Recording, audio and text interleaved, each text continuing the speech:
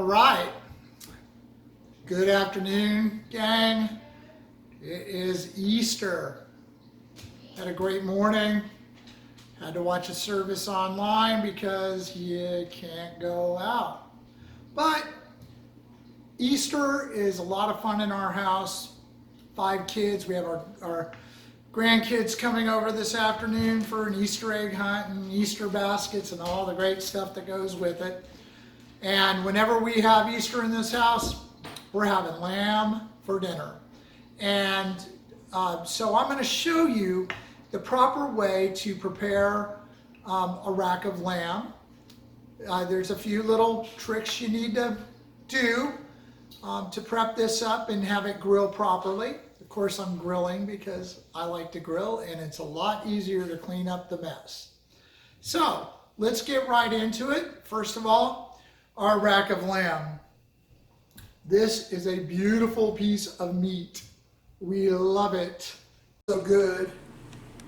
It's got lots of fat like good meat should. Yummy, yummy. And so the first thing you do with your rack is you flip it over. Okay, so we have a beautiful rack of lamb here. First thing we're going to do, we're going to flip our lamb over, and we are going to take, and the lamb should have some casing on the bottom. So we go along one bone, we pull it up, and as we do this, you need to tear away this membrane.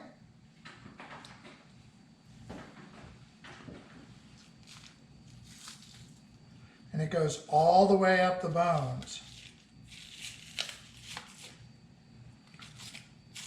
It gets a little stringy, but you need to take this off or you'll have a real papery feel on the bottom of your lamb.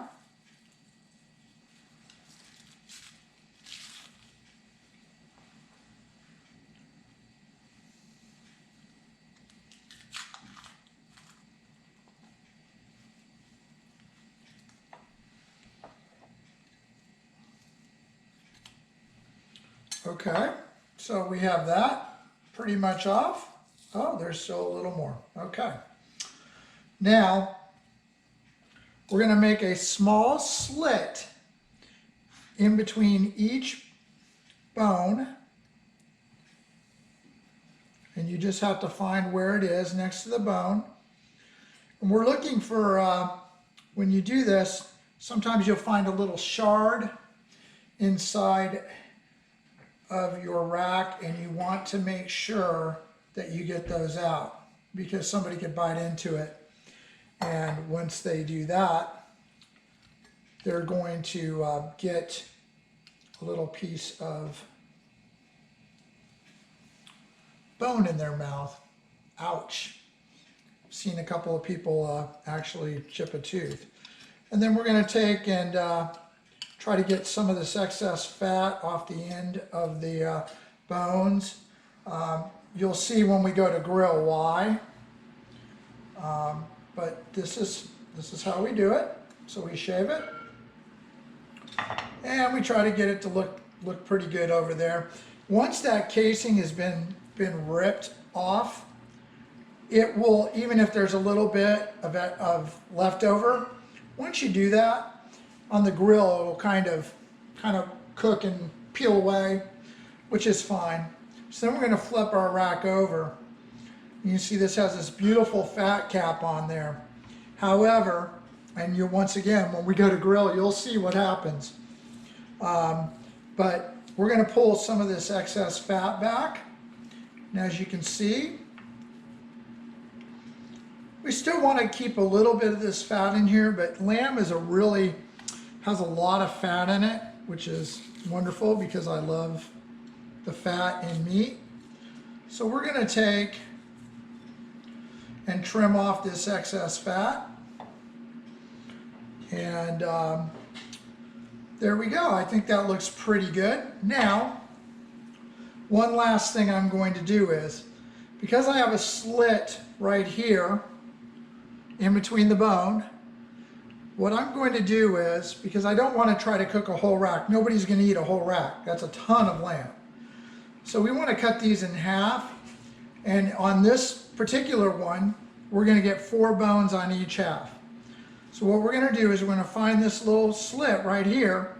That means we have no. We're going to take my big knife. Love big knives. This knife. So we're going to take, and we're going to do a big slice, and now we have a beautiful piece of lamb. Now we have 10 people today. Families coming over, probably do some Easter egg hunt, although we couldn't even dye eggs because the store only lets you get 12 and we need 12 to eat dinner.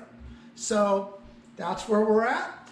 We're going to go ahead and we are going to do this now. I have 5 more racks to prepare. I'm going to have 10 pieces of lamb. So we are going to season our lamb.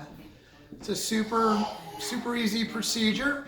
All we need to do is put a little salt, a little pepper, and a little rosemary. The rosemary we're only going to put on one side, because if we put it on the bottom of the rack, it's just going to burn before we even get close to being done. So we'll put a little salt, and we're going to put a little pepper.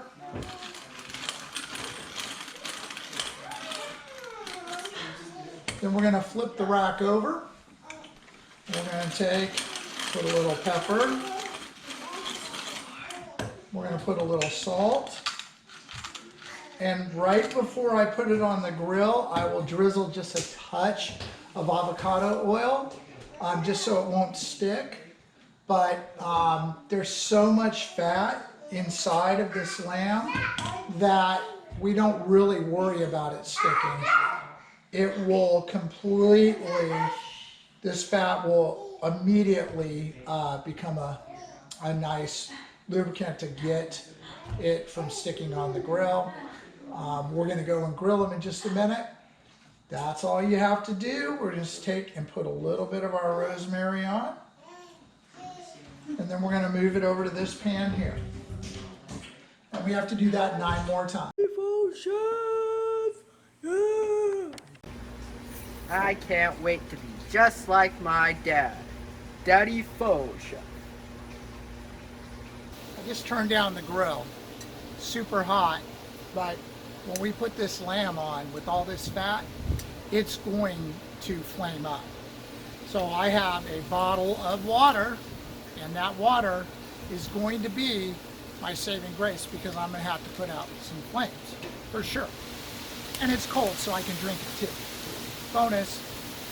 So here we go. Put them on.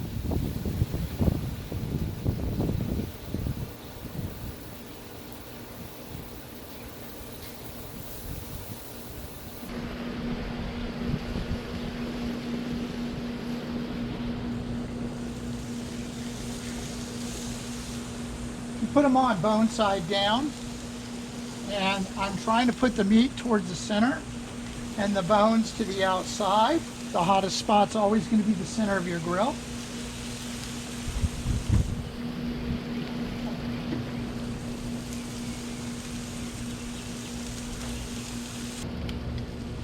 You see all this fat starting to burn where I didn't scrape it off the bone.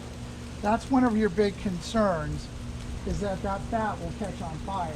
When that fat catches on fire, you got a real problem.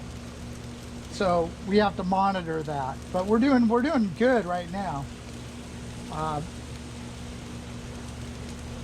We have these at room temperature, so that cuts down that cook time. Always want to get your meat out 30 minutes beforehand. Whew, hot.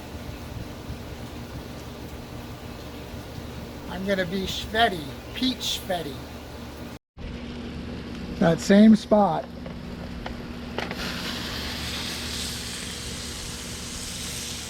Always. That's it. That's the spot.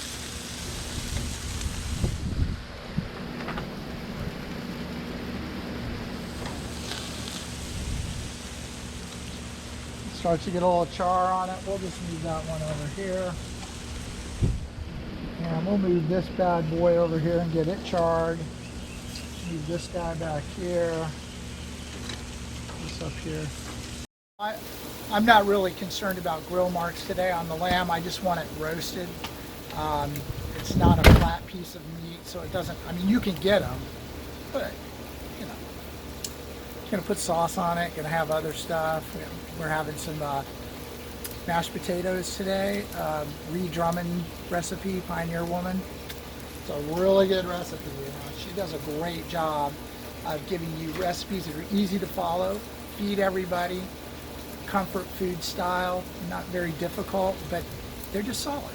And whenever I'm entertaining a large group at the house, we have, you know, for Christmas progressive dinner at church, we've had up to 40 people here. And that'll always be one of the things I make because it's easy to manage.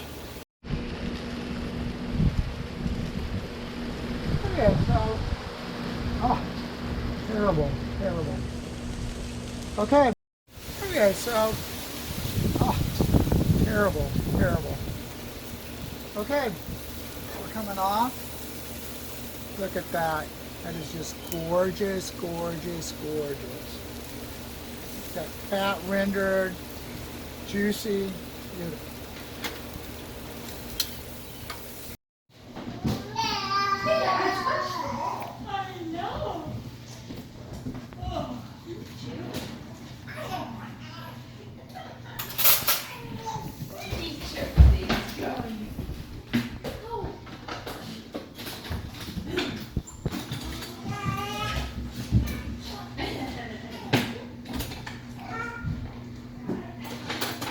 Over how hot it is outside from yesterday. It's hot.